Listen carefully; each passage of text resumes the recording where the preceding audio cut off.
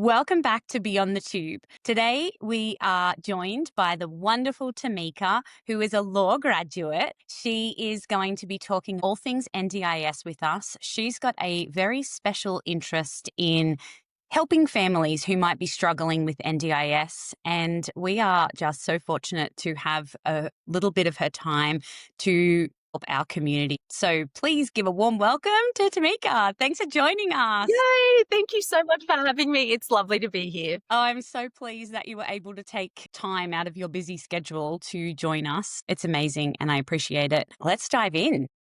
Lots to talk about.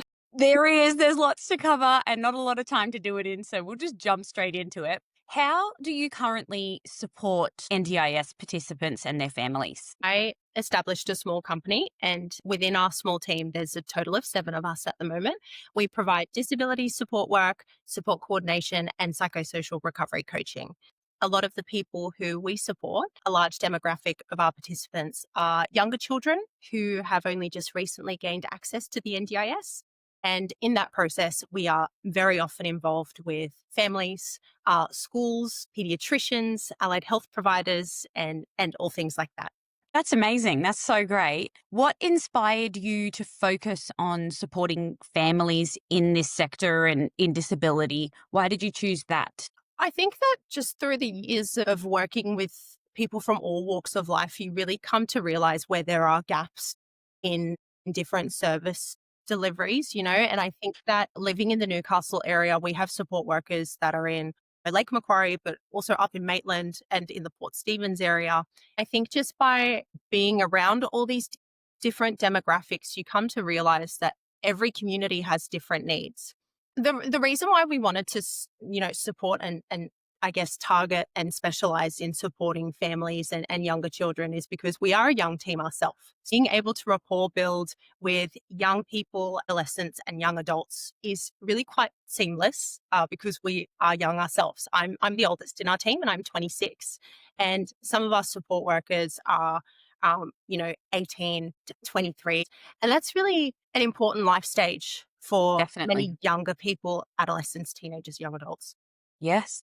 Mostly because you are going through such massive life transitions, and us having gone through them recently ourselves made it really easy to be able to get on that level with everyone and be able to say, this is where we can come in and provide your support. And if we're able to help the mum, dad, whoever it may be out in that process, then that was a massive bonus for us.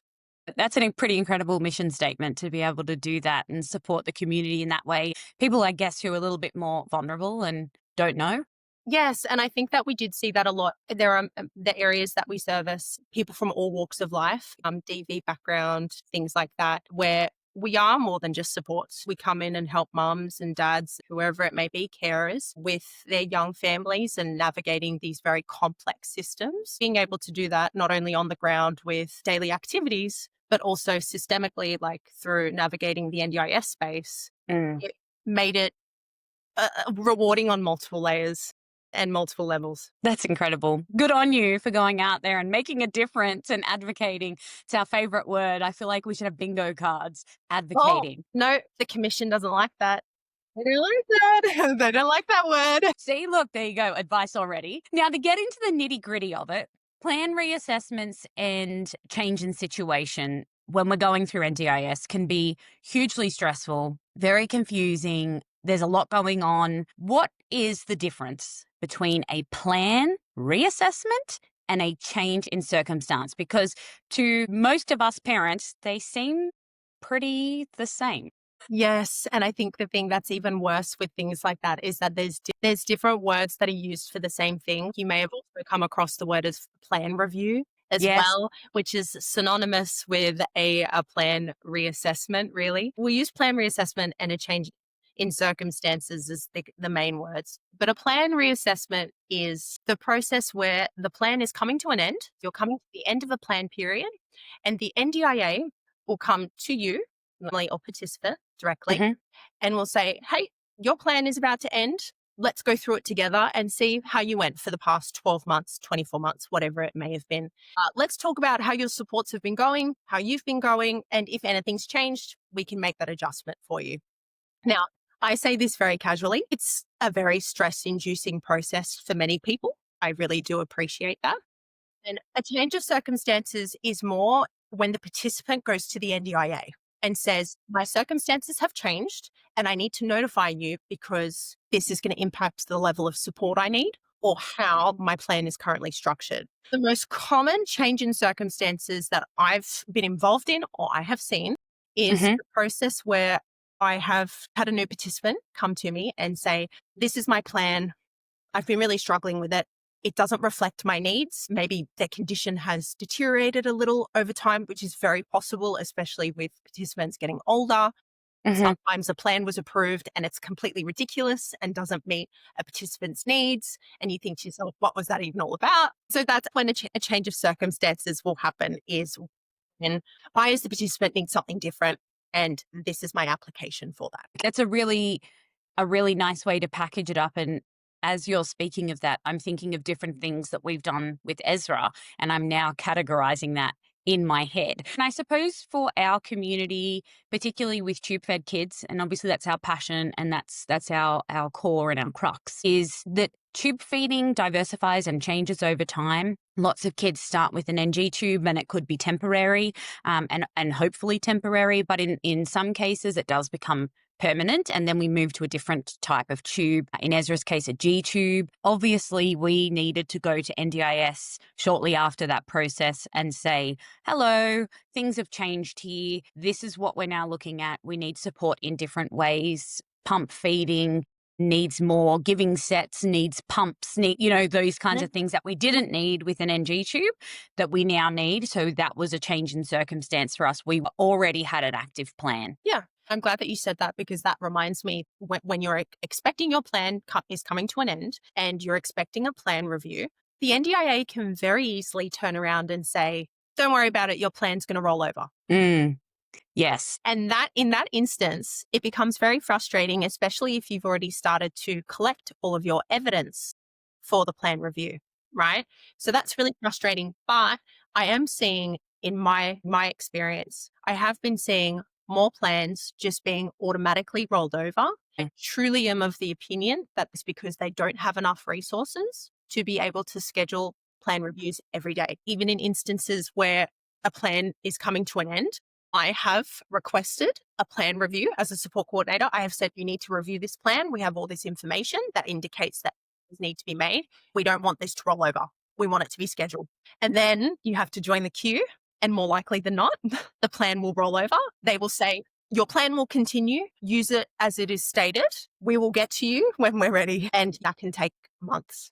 I guess on the flip side, thankfully, the funding doesn't stop. You can still get your consumables. You can still get your appointments and things like that. As long as you obviously haven't run out of funding, that's obviously a separate scenario. Yes. And I think that if you're in an instance where, when I have had clients who have ran out of funding and a change in circumstances hasn't been processed, or a plan review hasn't been scheduled in time, I take it then to the MP. Do you find that you get a good response when you take it to the MP? The last time I did it, Bill Shorten was still in, and his task force was very efficient. That's I'm good. not sure how it is now, admittedly, because I haven't had to.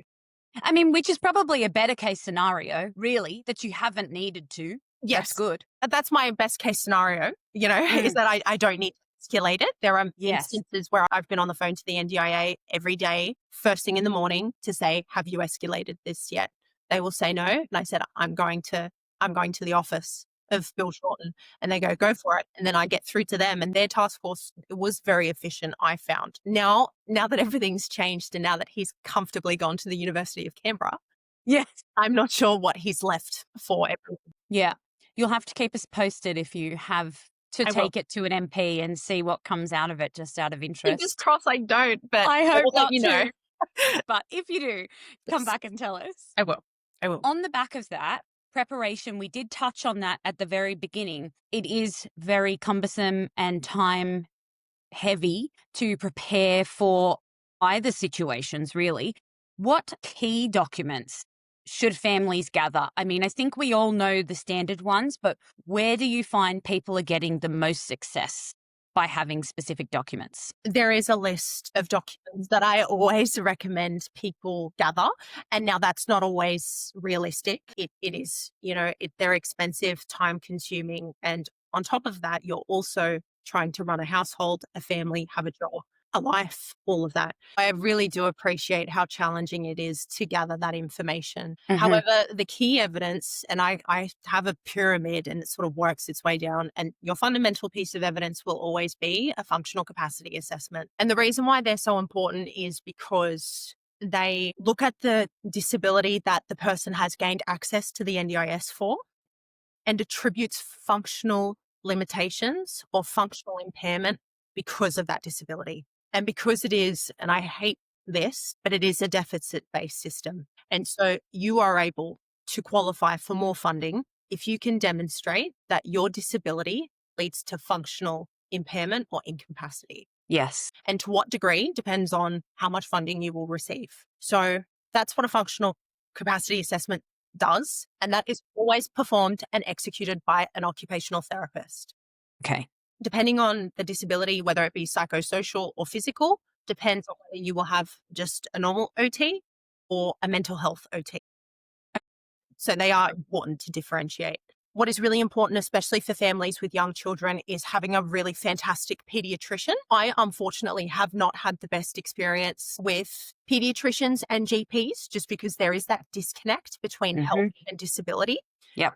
And just in my experience, if you're on top of them, they will give you what you need. And letters from specialists, depending on the disability. Obviously, you have different people that form part of your treating team, specialists who can back up the functional capacity assessment. Then there's your usual, if you have a physiotherapist, if you have an EP, an exercise physiologist, and then even information from parents, impact statements. Carer burnout is massive for parents who have children living with disability. So a carer burnout statement is really important. That actually should also be incorporated in the OT report.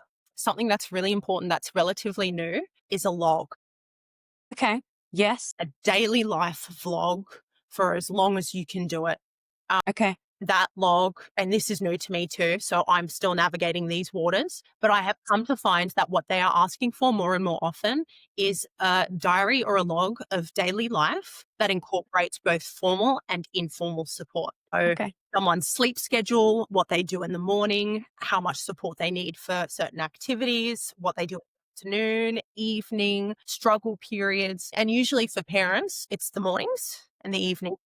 They're the biggest pain points. If you're looking for support in the afternoons after school and you have other children as well, and you're balancing their lives as well, and you need an extra hand, you need to be able to indicate that in the afternoons, they require your full attention. And that is far beyond what is reasonable to expect from a parent. Yeah, absolutely. I really think the carer's impact statement is a big one. I've been doing those since we very first applied to NDIS. The very first time we did apply, Ezra had an NG tube at the time, and our health nurse was quite shocked that we were able to get the level of funding that we did when, in her words, he wasn't as bad as most of her other kids, which I found to be quite offensive at the time. And I think other parents listening and watching to us now are probably going, yep, I've heard that too. Or, oh my gosh, how could a nurse say that to you? But it's the truth. And she probably wasn't wrong. I'm sure she was right. I'm sure Ezra Probably wasn't not as how bad. I would phrase it though. Probably not the best way to articulate, but that's the way it came out. I said to her, did you recommend these families give a carer's impact statement? And she said, I've never heard of that. I don't think that would make a difference. They just want to know about what doctors say. I said, I don't believe that to be true. Maybe if you offered the suggestion to those families who didn't get the level of funding they were requesting, maybe that might make a difference. And I truly, truly believe it. I know that it's hard as a parent to actually sit there and type those words out. It's hard. I'm struggling. I need support. My child is experiencing this kind of behavioral issue or that kind of medical disability related issue. It's hard and it's confronting to put it on paper, but I try and focus on what I want the end result to be. Don't focus too much on what you have to put down in writing, think about the end game. What do I want to get from this plan? I find that it takes some of that internalized stress and emotional toll Yes. away because I'm kind of turning it into a functional and more, Yeah. specific reason to do it rather than making it emotional. Does that make sense? Yes. I don't purport to be an expert in this area at all, especially because I myself am not a parent. I see how much of an impact it has on parents every day. I have worked with many mums who have battled with shame and embarrassment associated with asking for help. Hmm. What they all had in common is that they knew inherently that what they were doing was far beyond what was reasonable. Yes. Many of them also had other children, and Hmm. trying to balance a family is hard enough on its own. To have to balance, all of that and also be a full-time carer for the love of your life, a child living with disability.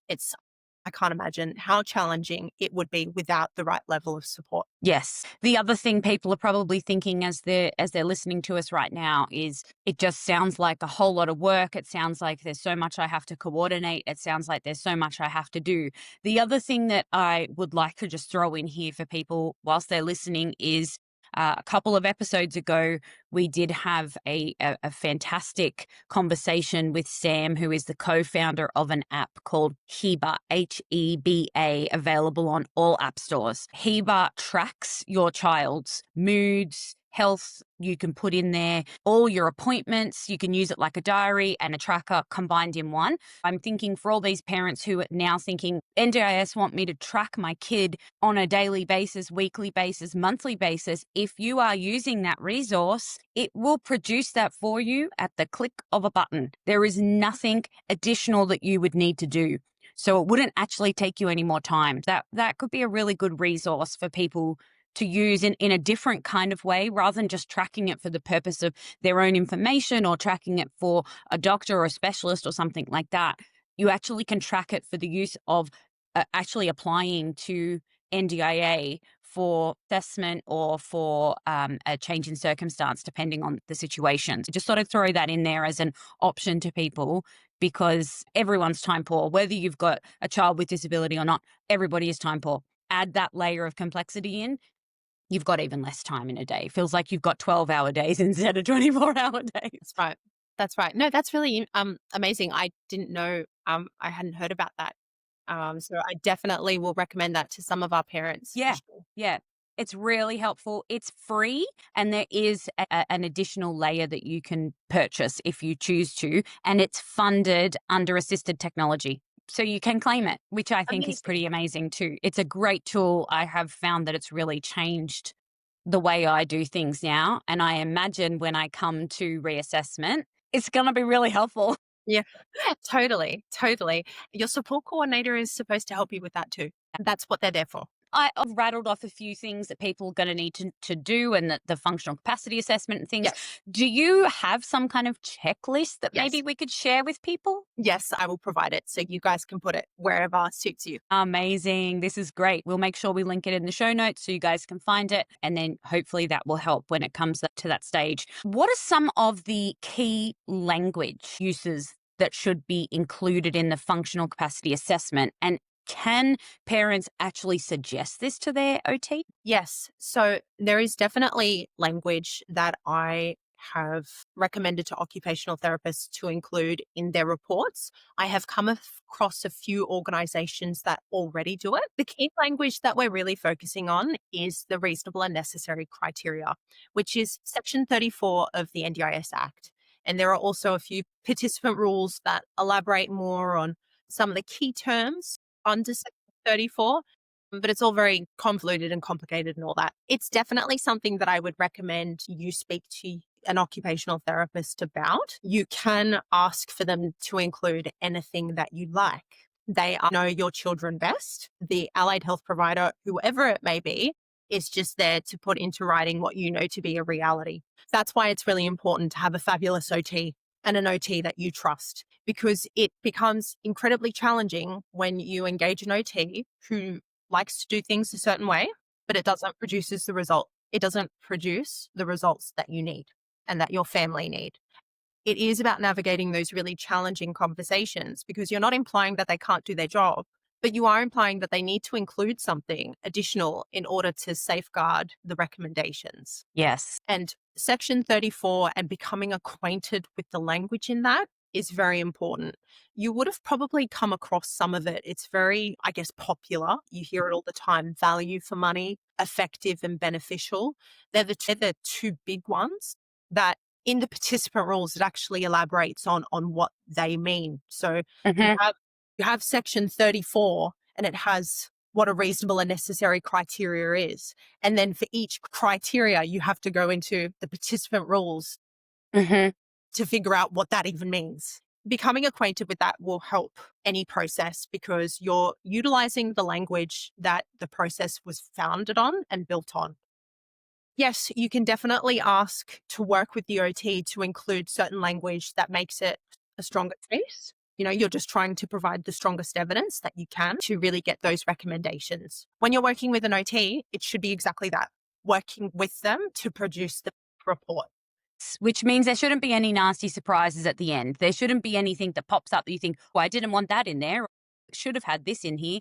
It Yes, should be something collaborative. yes, always, always. I feel that way about every provider. Everyone should be working together on the report. If you get the report and you think, this doesn't really tick the box here or it's missing something, hopefully you've got that relationship where you can go back to that support and say, hey, could we just edit this bit? I don't think it's quite right. Mhm. And here's why. What people struggle with is they don't want to offend anyone. 100%. But you are spending thousands and thousands and thousands of NDIS funding to get a report. Yes, It needs to be a good one. 100%. This is how you get good funding is good Yeah, reports. that's right. And reports that back each other up. Your OT report should be, like you said, the pyramid. It should be the top of that pyramid, and then everything should filter down, but they should all be connected by an invisible string effectively. It should be the same information in every report over and over and over again. It should be this report endorses this one and this one endorses that one, and we're all friends and we're all a big happy family. And when you give them this evidence, you put a pretty bow on top and you go, this is everything you need to give me the funding that I need to be able to support my child and my family. That's what it should be. If people don't get the outcomes that they're looking for, even with all these, fantastic reports and they've ticked all the boxes, they feel that the reports have done everything they need. They've done their carer's impact statement. They've gotten everything that they need. But then NDIS comes back and says, we've only given you this much, even though you asked for that much. What can people do? Internal review. Okay. And not if, when that doesn't work, Mm-hmm. you go to the tribunal. Okay. And have you found success in the tribunal? The majority of participants that have proceeded to the tribunal have been successful. The statistics are very in favor of participants. Okay, that's good to know. And the reason why is because they have all the right evidence and they have everything that they need, then they're successful because an independent authority is making a decision based on the information in front of them. I say that, and I say that really easily. And I say that coming from a background when I did my Bachelor of Laws and my Master of Laws, I always knew that I was going to end up in a position where I would have tough conversations and I would have to be in places like tribunal or court where you have to have a voice. I know that for many parents, participants, anyone that is in the NDIS space, they are tired of fighting. Yeah. They are tired of fighting for the bare minimum. I know that. And I appreciate that. And that's why when I say this, I say it from a place of this is my full-time job. This is what I do day in and day out. I don't also take care of a child or children at the end of the day. It's my husband and that's it. And we work around the clock for people who can't necessarily do this themselves. I say that because I can't imagine just how much work it would take. However, I do think that an important message to get out there is that the tribunal is not scary. Yeah, that's good. And nor should it be. The tribunal was put in place to make it less scary and less expensive than court. And it is. As time goes by, the law is becoming slowly but surely more accessible to everyone from everywhere. That's really important because it takes the power away from I'm going to the tribunal. I don't want to do that. I really believe that the NDIA's position is that will give it to you, but only if you go to the tribunal. They're willing to bet that most people won't, purely out of fear. It becomes even more complicated in the context where disability advocacy services receive very limited funding every year to be able to support people through the tribunal process. Yeah. Same with legal aid. They get almost nothing. However, a few years ago, the NDIA spent, I think it was something like 25 million on private solicitors. Don't quote me on that number, but I remember the amount that they had invested in disability advocacy services was about a fifth of what they invested in private solicitors to fight against people with disability. In that context, it makes it scary because it's a David and Goliath situation. I want it to be known that that's on purpose. It's a scare tactic. It really is. However, when participants go to the tribunal, members have, in my experience, members have been nothing but kind. Registrars have been nothing but accommodating. And although, yes, sometimes administratively there are a few faults and things like that, I think that's with anything. Of course. My experience has been very positive across the board. If we take away the juju of it all, like, oh my God, it's court. No, you're sitting down and you're saying, this is what I need, to someone who actually will probably listen more than the NDIA ever have, which is the registrar or the tribunal member. And they will make a choice then and there. Now, there are some participants, of course, in some instances where they end up in the Federal Court of Australia. My clients have never proceeded to that level. I know that for cases that have, they've been very complex and they've had a big asking price. Like the participant needed a significant amount of support. So I think that's rare across the board. To go to the tribunal, it's free. Yes, that's right. I don't know if people are aware of that. The tribunal is no cost. Yeah, it's no cost. You might even be able to secure a disability advocate. In some instances, legal aid might be involved. Sometimes your support coordinator might be very well versed in the process just by virtue of having had participants who went through the process with their advocate. We need to really take away the sense that it's too much for me. It's too scary. It's not, you can do it. Yes. You can do it. You live with a child who has a disability every day. We can do so much. I was going to say, in the context of that, you're like superwoman, superman, super whoever. Like you are just unreal. The idea of sitting down in front of someone and telling them, these are the reports that I have and this is what I need, is not as intimidating for me. I know that it's because of my training and my education, right? This is why I really like working in this space, because I want to take away that bad feeling associated with tribunal. Right? Yes. I'm not saying all participants have had a great experience. I'm sure there have been some very traumatic experiences. But I say all of this just from a personal perspective. Of course. If more people come together and say, no, I'm sick of this, you can do your internal review. The internal review kind of seems a bit fluffy because it's kind of like, we investigated ourselves and we found that we did nothing wrong. That's what it feels like. So that's why I always feel like just go straight to the tribunal mentally. Because it's a prerequisite to get to the tribunal. Yes. Just do it. Just do it and just file it and, say to your providers, hey, I'm going to tribunal. I might need some more reports soon. Can you open up your books for X, Y, and Z time? That's some really good advice. Before we wrap up, I think it would be remiss of us not to just touch on Thriving Kids. Obviously, from a legislation perspective, we've seen no change or no indication of what is going to change or how it's going to change. I understand from that perspective, we can't delve into that at this stage. Hopefully, once it all comes out, we can have you back on and we can unpack it. From what you've seen, heard, read, like the rest of us, what are your thoughts? It is a nightmare. It's a nightmare. And I say that with a smile on my face, but I can't imagine just how traumatizing, overwhelming, saddening, stressful an announcement like that would have been for parents who are trying to get onto the NDIS for their children, or who have already gained access. That feeling of, am I going to lose this funding now? Yes. I think the biggest problem with Thriving Kids is that there are more questions than there are answers. It makes it practically impossible to be able to prepare for the future. Even myself, as a support coordinator, I support a number of young children, and their mums have called me. What is this? What am I going to do? I have my own support workers sending me articles at 11 o'clock at night going, what the heck is this? What are we going to do? I've seen a few companies pop up with Thriving Kids in their URL, and They're apparently specialists in thriving I'm kids. surprised. Gosh, that was quick. I couldn't imagine specializing in something that doesn't currently exist. To comment on it, the only thing I really can say is that we need to wait. This is another instance where the government is trying to build the plane whilst flying it. The NDIS is too expensive. That's what we keep hearing. We need to cut the costs and the spending of the NDIS. This is just a mechanism for doing that, I believe, especially because there's such a large influx of children who are gaining diagnoses for autism, level 1, 2, or 3, developmental delay, ADHD. There is a large influx of children who are being diagnosed with those conditions and having disabling impacts as a result of that. It is a way for them to redivert the spending to the state. Yes. The problem is that the state doesn't want it.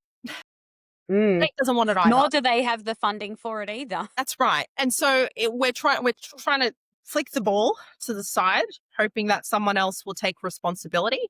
The NDIS often do that with the health system too. Yes. We've seen that a bit with mental health too, haven't we? With NDIS trying to pass that back to New South Wales Health. It's Queensland Health, it's Victoria Health, whatever. They're trying to push it to the states to deal with the mental health That's correct. issues that kids are facing. Yes, and I have a template of questions that I always send to psychologists that help with the writing of reports when trying to identify that the reason why they need psychological support is because of a disability-related need, not a health-related need. There is a difference between having mental health challenges and having a psychosocial Yes. disability. Even with physical disabilities, if someone is struggling to come to terms with their physical disability, they're less likely to engage in the physical therapies they need in order to avoid deterioration. If they're not being mentally prepped to engage in those therapies, then there is a serious risk that they're going to be further disabled down the line. There is a genuine need for psychology, art therapy, music therapy in the NDIS space. They're just trying to make it cheaper. But the Of thing course. is that they're focusing on the wrong areas. No, we'll definitely have to have you back when we've got some legislative changes and unpack what that actually means, because I suspect that'll be the next thing to come out, will be the changes to legislation before the actual program releases. Yes, and make sure you keep your eyes peeled because they don't put it in the news. No. They try to keep it very hush-hush. Legislation is changed every day. We never hear about it. There's a reason for that. Absolutely. Keep an eye on what's Yes. changing and be aware of it. Thank you so much. This has been very enlightening. As always, we look forward to catching you on the next episode. Until then, stay safe and we'll see you soon. Thank you.